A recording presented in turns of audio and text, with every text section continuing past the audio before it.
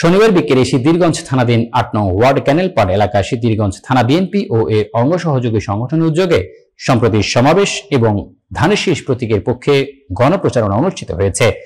Staff reporter Mohammad Nurnabi Johnny জানান, প্রধান অতিথি হিসেবে উপস্থিত ছিলেন বিএনপির নির্বাহী কমিটির সদস্য এবং সোনারগাঁও উপজেলা বিএনপির সভাপতি আজহারুল ইসলাম মান্নান, যিনি নারায়ণগঞ্জ ৩ সোনারগাঁও সিদ্ধিরগঞ্জ আসনের বিএনপির মনোনীত প্রার্থী। সমাবেশে জেলা বিএনপির সাবেক ভারপ্রাপ্ত আহ্বায়ক মনিরুল ইসলাম রবি প্রধান বক্তা হিসেবে বক্তব্য রাখেন।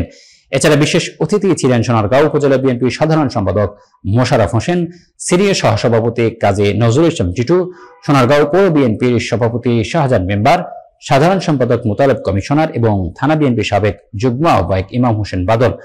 সমাবেশের পূর্বে কাঁচপুর সেতু থেকে কয়েকশো মোটরসাইকেল এবং গাড়িবহর নিয়ে আজহারুল ইসলাম মান্নানকে বরণ করে সমাবেশস্থলে আনা হয়। সমাবেশের শেষে তিনি এলাকার বিভিন্ন অংশে লিফলেট বিতরণ করেন। অনুষ্ঠানে বিএনপি ও এর অঙ্গ সহযোগী সংগঠনের হাজার হাজার নেতাকর্মী উপস্থিত ছিলেন।